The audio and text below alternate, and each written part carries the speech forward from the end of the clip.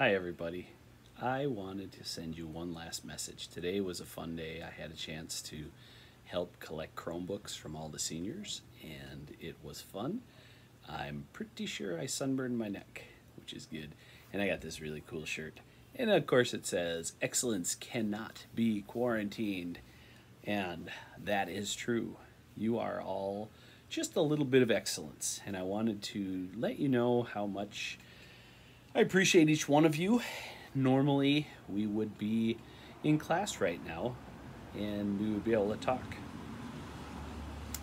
Obviously, we're not, but I wanted to still send you with a few parting thoughts as we close our year together. I want to say that I'm really impressed with all of you making the effort to make the best of this situation.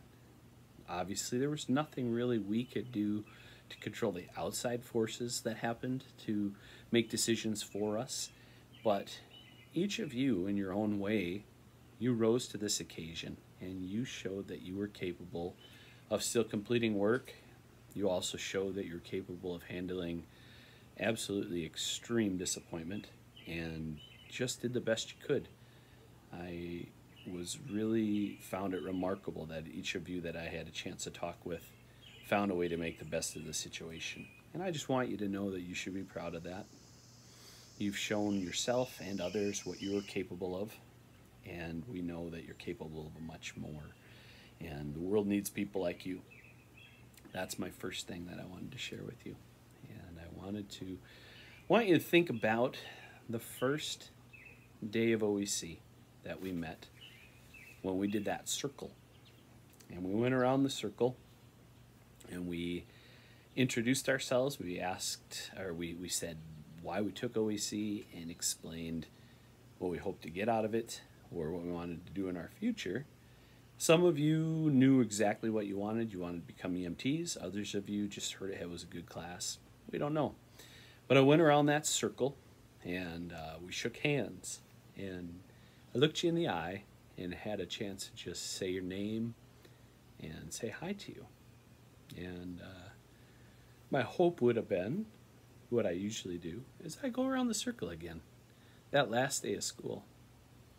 I shake hands, and I look you in the eye, and I thank you. I say your name, and thank you. And that handshake, as I asked you how it felt that first day, and as we compare it to the last day, with all the different things you learned, and all the things we endured together, has always felt much more like a friend and a friendship handshake. And I wish that right now I was grabbing your hand, I was shaking it, and I was giving you a hug. So you'll have to just accept the virtual hug. There you go. Never hugged an iPad before. I have a few more things I'd like to share with you. The first one comes from again, that first day. Really, it was the second day, but don't tell anybody. The second day, I shared with you the piece on attitude. And I'm going to read that to you again. Except I forgot my phone. All right. I have it now. If you remember, I shared about attitude, and it's something I've always believed very strongly, the importance of your attitude, that the things that we deal with in our lives we can't control, but there is something that we can control, and that is our attitudes. And I had a passage I read to you, a little poem about attitude, and I'd like to end the year with that as well. Attitude by Charles Swindoll. The longer I live, the more I realize the impact of attitude on life. Attitude to me is more important than facts. It's more important than the past, than education, than money, than circumstances, than failures, than successes, than what other people think, say, or do. It's more important than appearance, giftedness, or skill. It will make or break a company, a church, a home. The remarkable thing is that we have a choice every day regarding the attitude we embrace for that day. We cannot change our past. We cannot change the fact that people act in a certain way. We cannot change the inevitable. The only thing we can do is play on that one string we have, and that is our attitude. I'm convinced that life is 10% what happens to me and 90% how I react to it. And so it is with you. We're in charge of our attitudes. I challenge you to do the best you can with your attitude. As an inspirational speaker, Earl Nightingale would say, good attitude, good results. Bad attitude, bad results. What you put into it is what you get out of it. So that is one of the most valuable lessons. It's as valuable as knowing how to stop bleeding. It's as valuable as how to do CPR and keep a heart going. It's to realize that through thick and thin, our attitude will get us there. And let me tell you, I saw some of you put that attitude to work as you adjusted to third trimester. I'm proud of each one of you, and I also believe in each one of you. I want to encourage you to continue to pursue your dreams. I want you to think about what you want and dream. Today is on this day in history. In 2014, June 3rd, 2014, was my first solo flight. As a matter of fact, as I look at my watch, right about now was the time I was completing it. And I'll tell you, there was nothing like that feeling of my first solo flight. I had been working with my instructor, and we flew to the Blaine-Anoka Airport, did some takeoffs and landings, and he said, "How you feeling?" And I said, "Good." He said, "How do you feel like flying on your own?" I had to think for a moment, because that was a real scary prospect, because I'd done all my flying with my instructor right next to me. And I said, "I think I'm ready."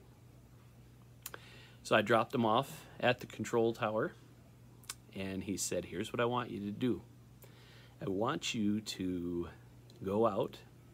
I want you to do 3 takeoffs and landings, full stop taxibacks.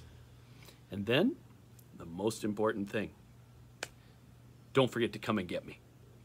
So I did 3 of my best takeoffs and landings. That first time, as I took off, I put my hand on the seat next to me, and I went, "Ah." And I'm up there, and I'm in the sky, and I realize, okay, I got to get myself back down now. I got this. Okay, I wasn't scared. I wasn't panicking. Was I nervous? A little bit. But even there, I had to take my attitude and say, I got this.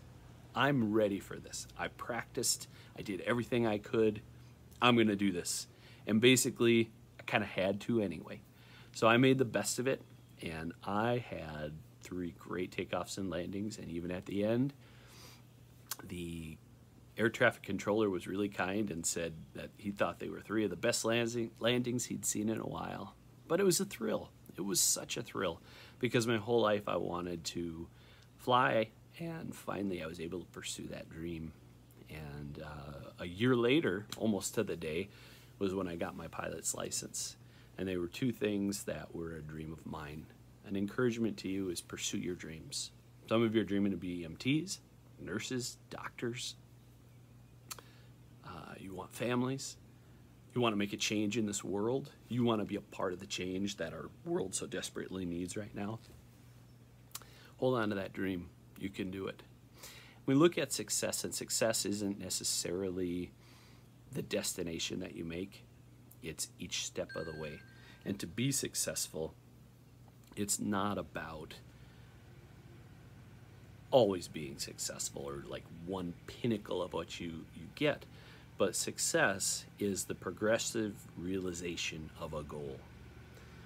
It's done one step at a time in your life, and it's really all the things that get you there. And sometimes when it's something exciting, like a solo flight or a license or an EMT certificate or you're nursing or becoming a doctor, it's that process each step of the way. And life is that way too. It's not just that you become a success. To be successful in your life, you need to just put together a bunch of successful days, and that makes you successful. You might ask, what about success? I have one more thing I'd like to share with you, and this is from Ralph Waldo Emerson. It's a poem. I've liked it.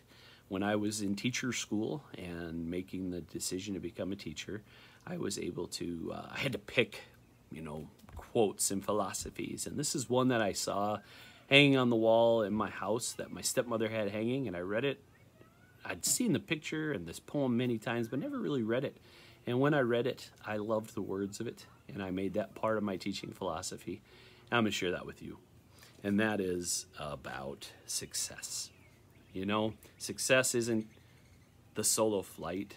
Success isn't the EMT or big money or really nice boat or a house, although they're fun. Success is really defined in how you live your life. So here we go. Ralph Waldo Emerson. Some of you have studied him in English. Here we go. Success. To laugh often and much, to win the respect of intelligent people and the affection of children, to earn the appreciation of honest critics and endure the betrayal of false friends, to appreciate beauty, to find beauty in others, to leave the world a bit better, whether by a healthy child, a garden patch, or a redeemed social condition. To know that one life has breathed easier because you lived. This is to have succeeded. Each of you right now is a success, and I want to wish you the best as you pursue your dreams. I want to wish you the best. I guess that's the best way to say it. I thoroughly enjoyed knowing you. I consider it a privilege to have been a part of your life. Little 2-hour window or an hour window for the year, and I appreciate and am honored that I had that little part. And I want to encourage you to stay in touch. I wish you the best. I'm super interested in where you end up and the things that you are going to accomplish and the places that you go. Please don't be a stranger. I am always willing to, or always available to talk to you. Take care of yourselves, take care of each other. Be nice. Make friends, wear your seatbelt, even in the back. Thank you for the privilege of being a part of your life. I wish you the best. With love.